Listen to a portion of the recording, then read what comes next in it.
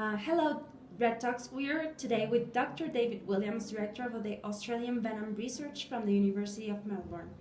Welcome. Thanks for having me here. What is the reason for your visit to Mexico?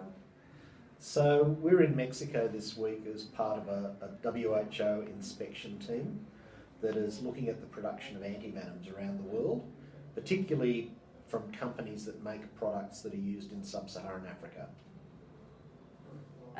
What do you think about the production of antivenoms in Mexico? Well, from what we've seen so far, we've been very pleased with the quality of the work that's done here. The facilities that we've seen have been first rate. There's a lot to be very happy about, I think. What about Australia? What do you think, or what are the snakes of most medical importance? Well, this is the interesting thing. The venomous snakes that we have in Australia are very different to what you have here in Mexico. So here you really only have one species of what we call the lapid snake, which is the corales, the coral snake.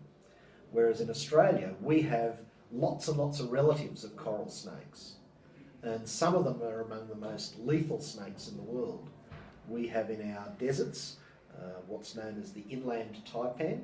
This is the snake that officially has the most potent venom of any land snake, presumably enough to kill 250,000 mice with one bite. Wow. Interestingly though, it's never killed a human being because it's found in such a remote area that very few people get bitten by them. In fact, most of the people who get bitten by them are reptile handlers, herpetologists, zoologists, who go out to try and find the animal to study it, to catch it. And they get into trouble. Interesting. So about that, how many cases of snake bites are treated annually? Well, it's really interesting. See, I come from Australia, but I actually did most of my work in Papua New Guinea, and that's a small country just to the north of Australia. So if we talk about Australia first, we have about 500 people a year who are bitten by snakes who become ill. They need treatment in a hospital in order to save their lives, and mostly it's treatment with antivenom. Now in Papua New Guinea, on the other hand, we have around about 1,500 people a year who are bitten by snakes who need antivenom to save their lives. And sadly, at the moment, less than a quarter of them actually get access to it. Many of them have no access to antivenom, and many of them die. And about the treatment, would you give a brief explanation of what's a treatment? Well, the common thing with treatment for snakebite everywhere in the world is that the most useful therapeutic product is antivenom. Now, antivenoms are made from the blood of horses. We inject horses with very small doses of snake venom. And the horse has a very strong immune system and it produces antibodies. And manufacturers such as Laboratorios Solanes here in Mexico, they would harvest the plasma of the horse. They collect the plasma, and from that they can separate the antibodies. And once that antibody has been separated and it's been processed and purified, stabilised, tested to make sure that it's safe to administer, that becomes your antivenom. So for over 120 years, this has been the way that snakebite has been treated around the world, and it still is the best way to deal with snakebite. But there's one really important thing. You have to have access to antivenom early. If you get bitten by a snake, don't stay at home. Don't go to a traditional healer. Make your way to a hospital as fast as you can, where a doctor can make a proper diagnosis, and if he thinks you need antivenom treatment, it can be given to you early. And the benefit of that is that you will recover much faster. You're far less likely to die of a snake bite. You're far less likely to be permanently disabled, to have maybe an arm or a leg amputated because of the damage that some snake venoms can do. Whereas if you delay in coming to hospital, the chances of dying are much, much higher, and the chances of being permanently disabled and maybe no longer being able to work, support a family or play sport or do the normal things that people do. So it's really important that if somebody's bitten by a snake, that they think about the fact that they need to get to a hospital as quickly as possible where they can be treated effectively. And what would be your recommendations for the way Mexico is providing treatments? Well, I think antivenom needs to be made as accessible as possible. The sooner after a person is bitten that they have access to it, the better. And that really means having health facilities that have got all of the infrastructure, so refrigerators where they can store the drugs, the right equipment, the right consumables to be able to administer the drugs, equipment to be able to monitor a patient's welfare, to monitor their heart rate, their breathing, their blood pressure and so on. And to have the antivenom accessible at those points close to where people are getting bitten so that they don't have to travel long distances, because like I said before, the longer it takes for you to get treatment with antivenom, the more likely the outcome will not be very good. And what is your opinion about the use of poison extractors and the way they extract it and they suck the venom? I understand the logic that makes people think that if you get bitten by a snake you can suck the venom out. And we've all watched cowboy and western movies when we were kids. You know, we've seen them get the knife and they cut across the bite, or they get a piece of rope and they tie it like a tight tourniquet. And sucking is the same. The common thing with all first aid is you must not do any harm to the patient. So if your idea of first aid is to cut the skin, you're hurting them. You can make them bleed, and many of the snakes that are found in Mexico can potentially make your blood not clot properly, so that you can bleed very rapidly. And if you cut yourself, you can potentially bleed to death. So it's a very dangerous thing to do.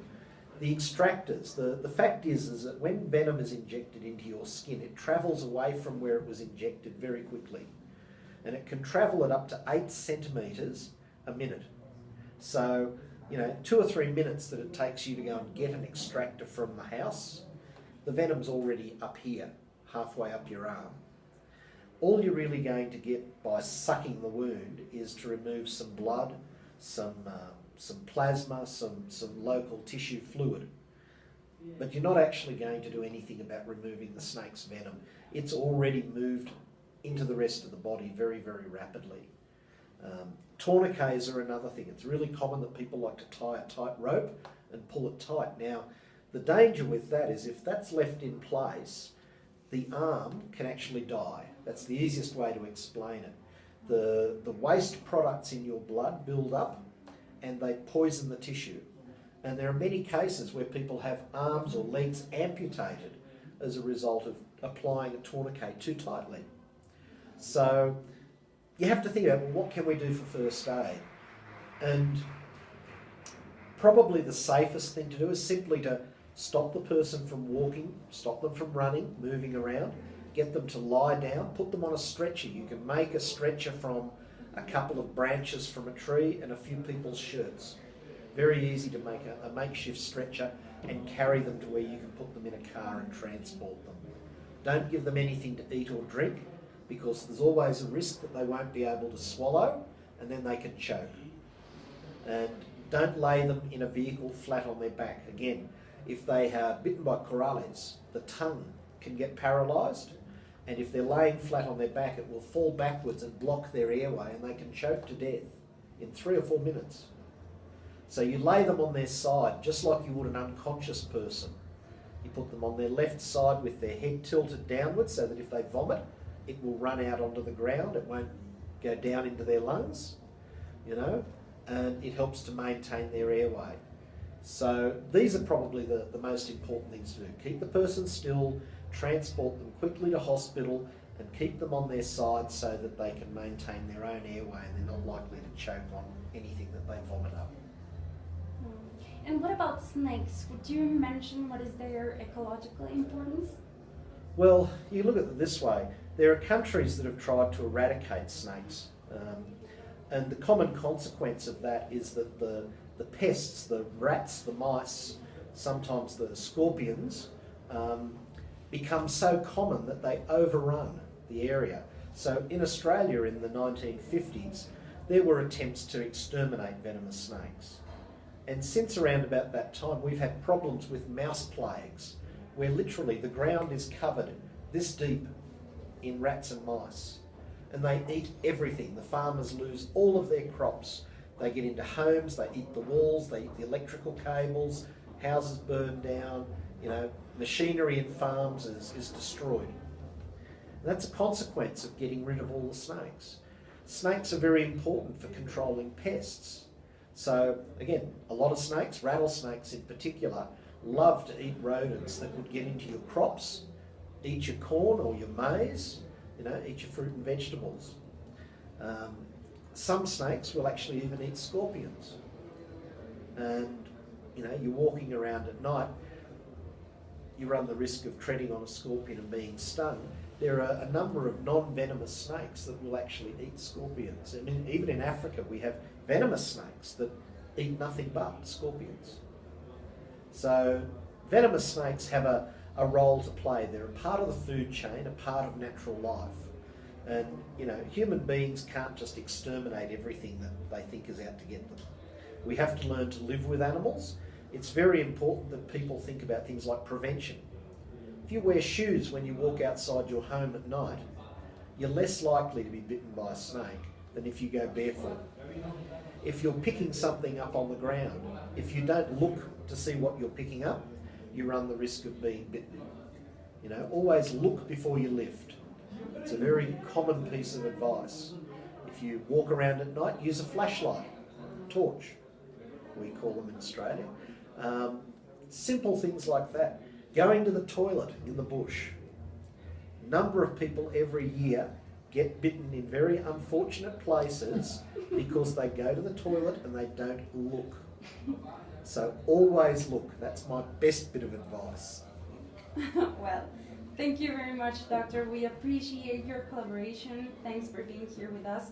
Thanks for sharing your experience. And thank you to all our followers. And thanks for joining us in Inspector Redtox. It's a pleasure.